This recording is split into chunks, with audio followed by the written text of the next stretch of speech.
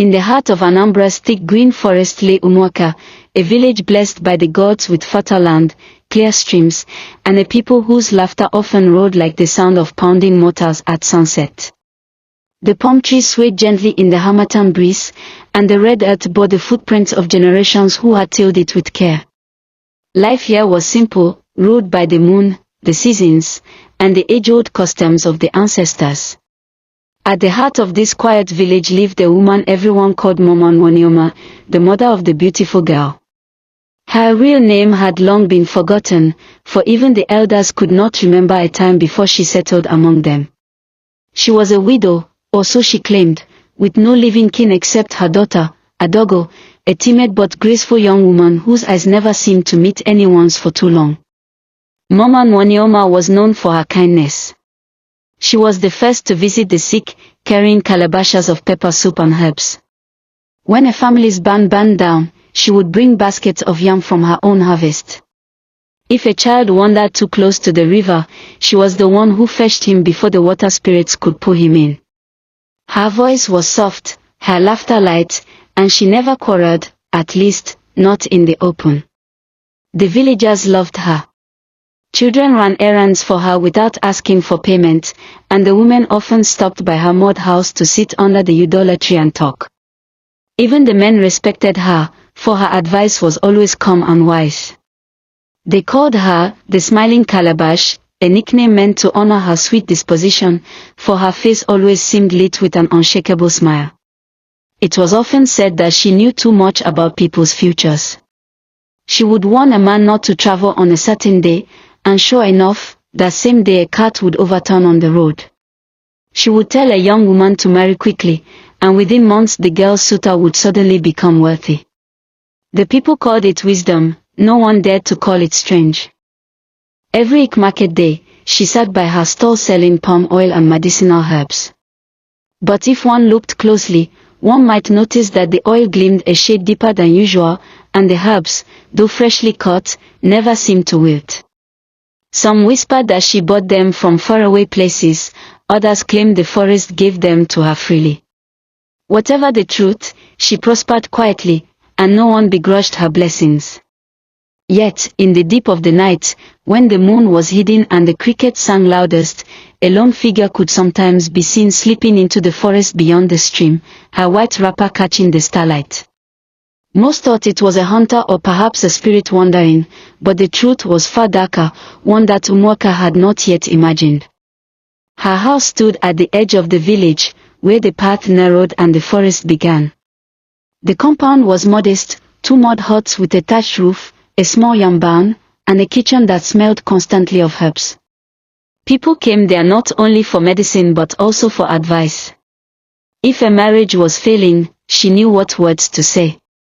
If a farmer's crops refused to grow, she knew what to plant and when. Her knowledge was so deep that even the elders sometimes consulted her. She never asked for payment in money, only small gifts, some palm wine, a cock, or a few tubers of yam. This humility made her beloved. Children would play in her yard while she hummed old songs. She had a way of looking into a person's eyes as if reading a book, and whatever she told them afterward often came to pass.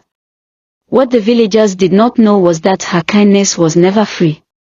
At night, when the moon hid behind clouds, Mama Nwanyoma would retreat into her inner hut. There, inside a large gourd wrapped with red and black cloth, lay strands of hair, broken combs, nail clippings, and small wooden carvings, tokens of people whose destinies she had quietly altered. Each item paused faintly, as if breathing. The calabash, carved with strange symbols, was said to have been given to her by a wandering sorcerer decades ago. Through it, she could twist a person's fate like a thread in her hand. She could make the rich poor, the healthy sick, the lucky cursed, or the opposite, depending on who pleased her. She did not strike openly, her magic was subtle, unfolding over months, so no one suspected her hand in it. Her victims often thought they were simply unlucky. If a young man lost his wealth after ignoring her advice, people would shake their heads and say he should have listened to Mama Nwanyoma. And if another suddenly prospered after doing her a small favor, they would praise her wisdom. In this way, she kept her power hidden beneath the cloak of kindness. One harmattan night, the sky was as dark as palm wine.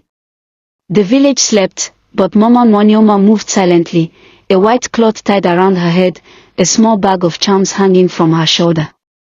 She crossed the stream barefoot, her feet never making a sound. Beyond the water lay the forbidden grove, Ofiamiri, where the air smelled of old incense and the trees seemed to lean toward each other like gossiping elders. In the grove, she set her calabash on a flat stone. From her bag, she brought out 3 items, a lock of hair from a young man named Ifoni, a piece of cloth from the wrapper of Kayameka, and the feather of a dead vulture. She placed them inside the calabash, muttering words older than the village itself. Her voice rose and fell like the wind through bamboo, calling on spirits who fed on human fortune. The ground seemed to hum beneath her feet. A pale light seeped from the calabash, and for a moment, faces swirled in its depths, faces of villagers, their eyes closed as if sleeping. Mama Nwanyoma reached into the light, pinched an invisible thread, and tied it around the vulture feather. Somewhere in the village, Ifoni would wake up to find that his business deals had all mysteriously failed. Kayameka, however, would see her stubborn suitor finally beg for her hand.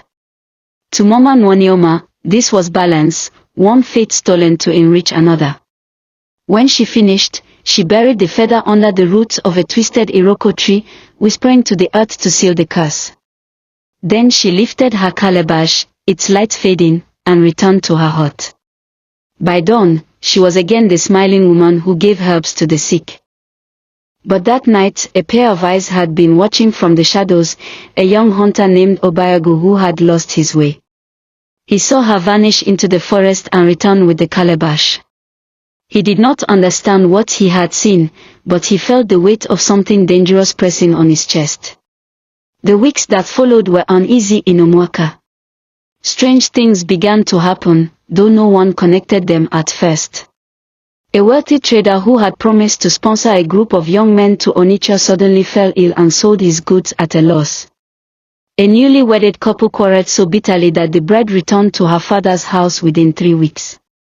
Goats went missing, yams rotted in barns, and a sense of quiet worry spread like dry harmattan dust.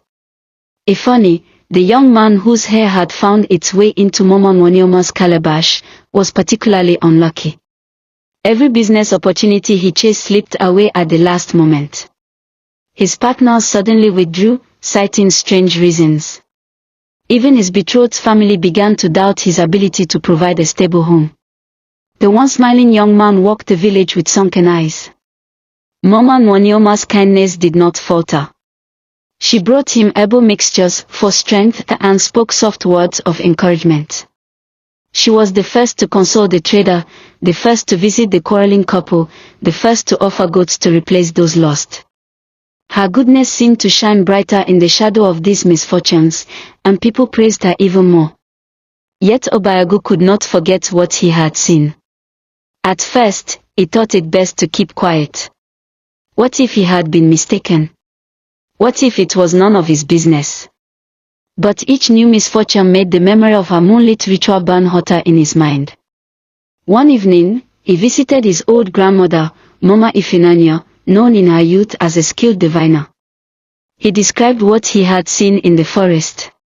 The old woman listened in silence, her eyes narrowing.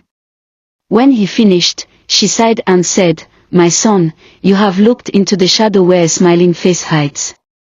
Be careful. The calabash that laughs by day may drink tears at night." Not long after, Mama Nwanyoma visited another hunter, Okonko, with a small gourd of palm wine and kola nuts. She told him plainly, "Do not go to the forest on Nkwo Day. The spirits will not favor you." Okonko laughed. "I have hunted on Nkwo Day since I was tall enough to carry a bow. The spirits are my friends." On Nkwo Day, Okonko entered the forest. By midday, the village heard the cry. He had been found dead at the base of an iroko tree, with no wounds, no marks, just lying as if asleep. Mama Nwanyoma wept more than anyone. Yet Mama Ifinanya watched her carefully, knowing such tears could hide joy. The whispers began among the elders. They recalled other times when sudden misfortunes had followed Mama Nwonyoma's warnings. Still, without proof, no one dared accuse her. She grew bolder, interfering in larger destinies. The spirits she served demanded more, and signs of her presence began to show: footprints where none should be, incense in the morning air, shadows moving without bodies. One night, Obiagu saw her again, carrying something that pulsed like a heart. He swore to expose her. Ifeanyi, desperate for help, went to Mama Ifeanyi. She burned a strand of his hair and saw a dark thread bound to a calabash. She called Obiagu, and together they brought a powerful dibia. The dibia prepared a trap, sprinkling sacred powder along her path to the forest. That night, as Mama Nwonyoma walked the path, her body shimmered, revealing her true form, tall, gaunt, with eyes like coals. They followed her to the grove, where she began her chants. The dibia stepped forward, casting sacred powder. Her calabash spilled its contents: hair, nails, beads, carvings, each transforming into an image of the owner. The villagers, drawn by the noise, saw their own faces in the glow. Gasps filled the air. If you enjoyed this story, please like, comment, share and subscribe to this channel for more.